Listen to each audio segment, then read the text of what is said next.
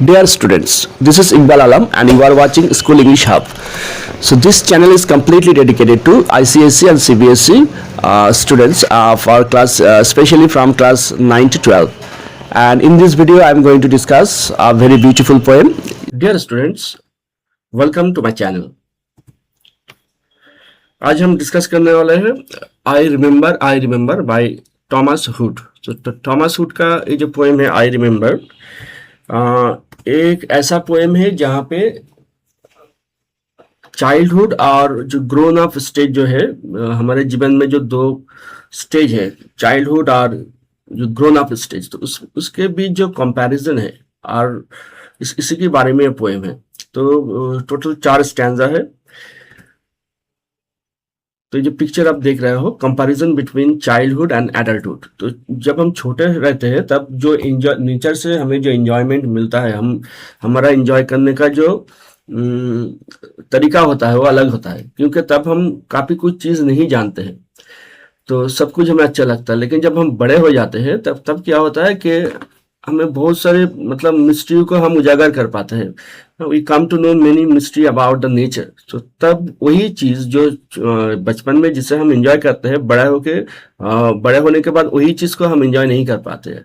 और इसके बजाय दूसरा एक वजह है ये है कि एक तो हमें नॉलेज मिल जाता है, दूसरा कि हम सफर करते हैं, we suffer from anxiety, stress, depression.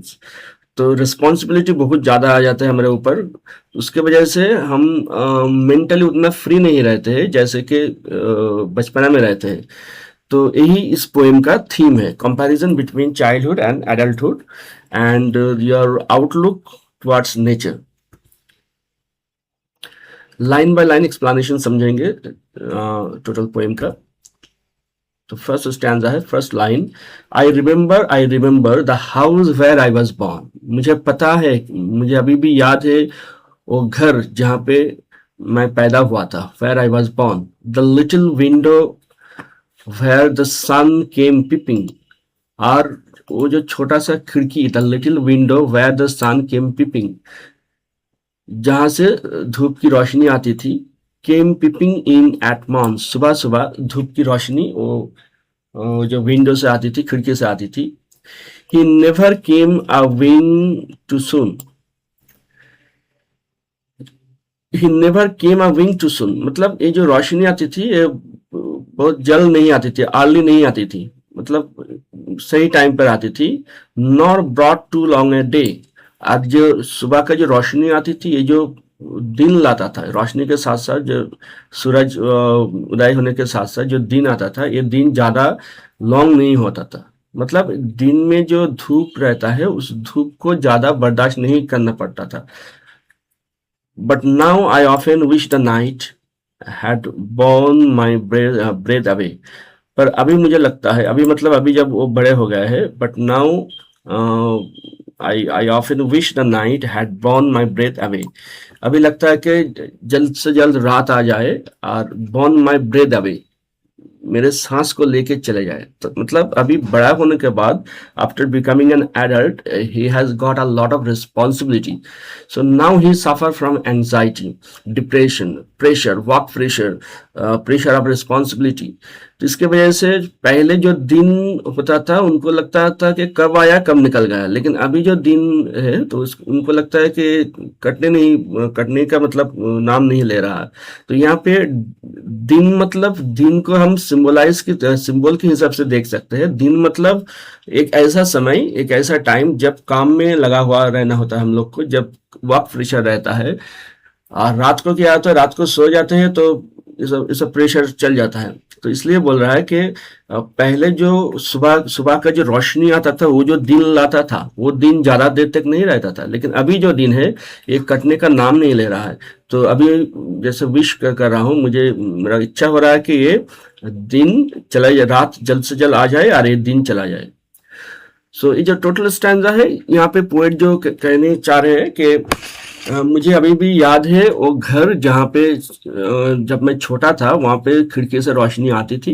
दिन शुरू हो जाता था और वो दिन जल्द से जल्द खत्म भी हो जाता था। लेकिन अभी क्या हो रहा है, अभी जब मैं अडल्ट बन गया हूँ, अभी इतना सारा प्रेशर है, इतना एंजाइटी है कि दिन कटने का नाम नहीं ले रहा। और मेरे अंदर एक विश हो रहा है कि जल्द से जल्द रात आ जाए और एक दिन चला जाए। So let us move to the next stanza. I remember the roses and white. मुझे याद है the roses, red and white, the violets and the lily cups. Those flowers made of light. जब मैं छोटा था ये सब फ्लावर्स में देखता था, ये सब फूल देखता था। The roses, the red and white, जो फूल का कली और फूल जो फ्लावर्स, रोज था, रेड कलर का था, व्हाइट कलर का था, वायलेट कलर का था, लिली फ्लावर्स था। Those flowers made of light. जब तब मुझे लगता था कि ये सब फ्लावर लाइट से तैयार हुआ है, मतलब इतना खूबसूरत था, इतना ग्लो करता था, तो मुझे लगता था कि ये flower made of light, light से पैदा हुआ है। तो मतलब बचपना में ये सब चीज एक मिस्ट्री की तरह रहता है, उतना हम लोग को नॉलेज नहीं होता है कि कैसे होता है, क्या कहाँ से आया। तो तब लगता था कि मेड ऑफ लाइट, और उसको एंजॉय करते थे, देखते थे तो अच्छा लगता था। The lilacs where the robin built. Lilacs एक झाड़ होता है, एक तरह का प्लांट होता है। वेयर द रॉबिन बिल्ट, जहाँ पे रॉबिन बर्ड उसका नेस्ट वहां पे बिल्ड किया था, नेस्ट बनाया था। And where my brother set the laburnum on his birthday. और वो जगह भी मुझे पता है जहाँ पे मेरे भाई ने उसके बर्थडे पर लबरनम पौधा लगाया था। The tree is living yet. और वो लबरनम ट्री अभी भी जिंदा है।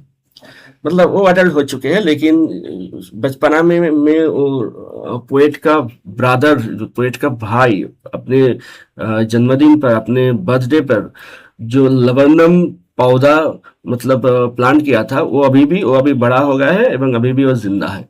तो ये सब चीज पोएट को याद है।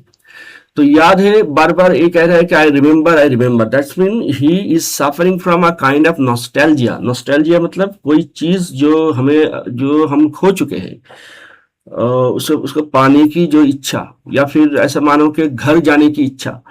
जैसे हम घर से कोई बहुत दूर जगह पे कोई है, कोई दूसरे कंट्री पे है, तो फिर घर लौटने का जो इच्छा होता है, तो जो लॉन्गिंग होता है, उसे कहते हैं नॉस्टैल्जिया। तो ये जो पोएम है, यहाँ पे नॉस्टैल्जिक फीलिंग है पोइट के अंदर कि वो बड़े हो चुके हैं, एडल्ट हो चुके हैं, लेकिन उसका उनके अंदर एक नॉस्टैल्जिया है उनके चाइल्डहुड के प्रति। तो चाइल्डहुड में जो जो उन्होंने एंजॉय किया था, जो जो हुआ था, वही बार बार कह रहा है कि आई रिमेम्बर, आई रिमेम्बर। तो इस स्टैंजा में कह रहा है कि उन्होंने फूल देखा था, फ्लावर्स देखे थे जब छोटे थे, लेकिन उनको लगता था कि मेड ऑफ लाइट है। लेकिन अभी वो उनको पता चल चुका है कि नहीं, ये लाइट से बना हुआ नहीं है। लेकिन तब उनको पता ना रहते हुए भी जो एंजॉय कर पाते थे, अभी पता होने के बाद, after getting the knowledge, he is not able to enjoy the way he enjoyed when he was a child.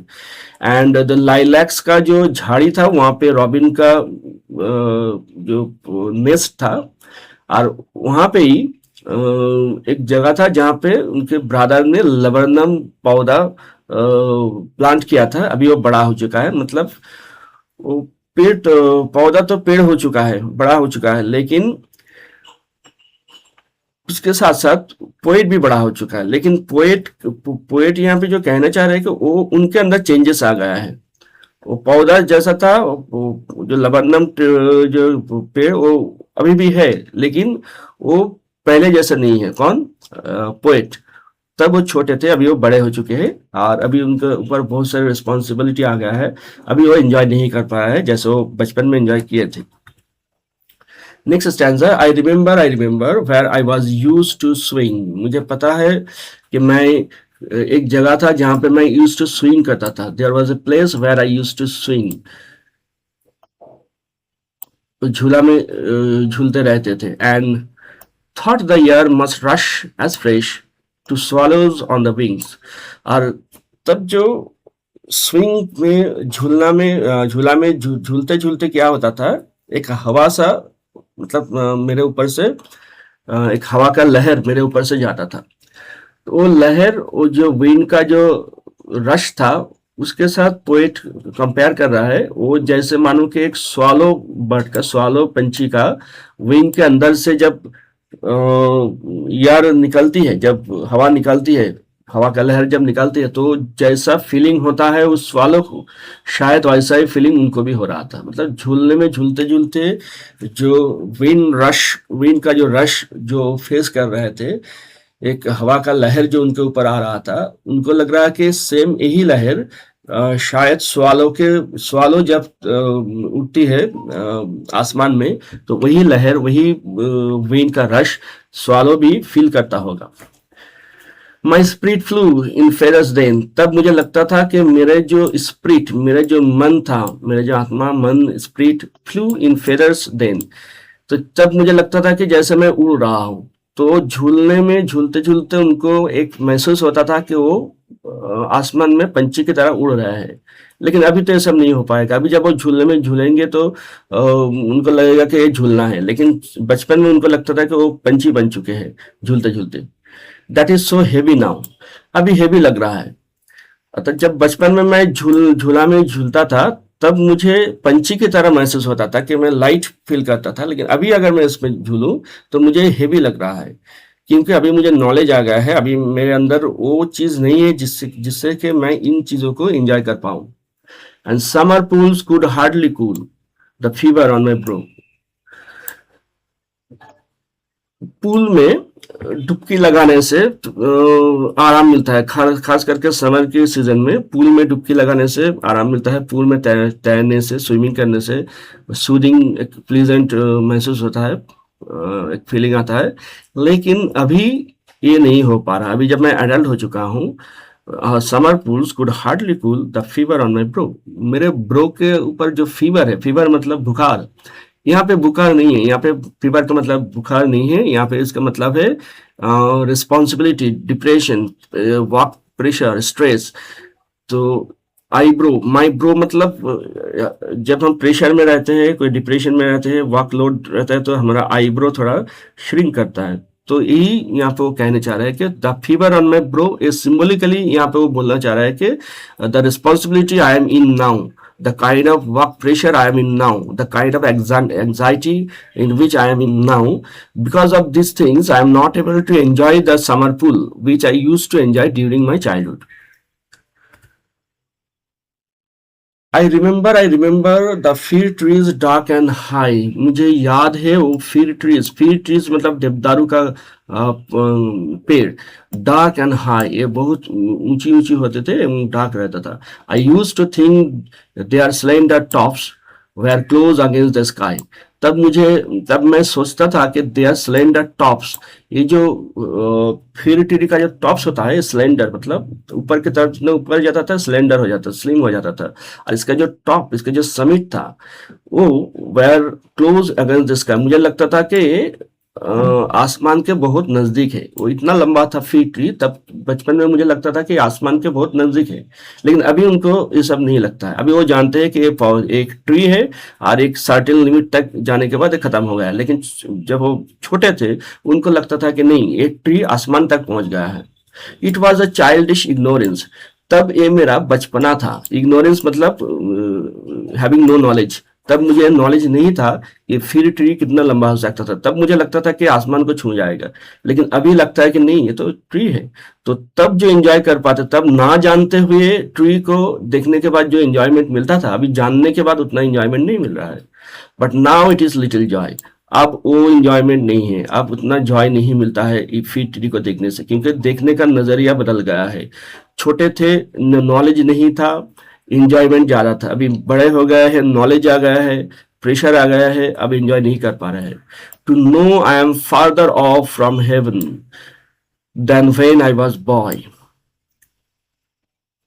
तो but now it is little joy to know I am farther off from heaven. अभी उतना Joy नहीं मिलता है, जबकि मुझे पता चल गया है कि मैं फार्दर ऑफ फ्रॉम हेवन, मैं आसमान से बहुत दूर हूँ। आसमान इतना नीचे नहीं है, वो फिर ट्री के टॉप तक नहीं है, आसमान बहुत ऊपर है।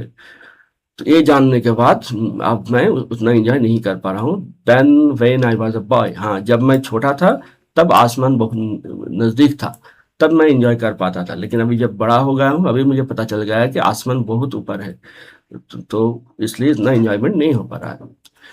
सो जो टोटल पोएम है, इसका थीम यही है कि जब हम छोटे रहते हैं तब चीज़ों को देखने का नज़रिया एक तरह का होता है, तब due to having little knowledge we can enjoy everything, but after gaining knowledge, when we grow adult, after gaining knowledge and because of different kind of pressures, we suffer from anxiety, depressions. So at that point of time we are not able to enjoy the nature the way we enjoyed it during our childhood. So this is the theme, this is the central idea of the poem. Thank you for watching the video.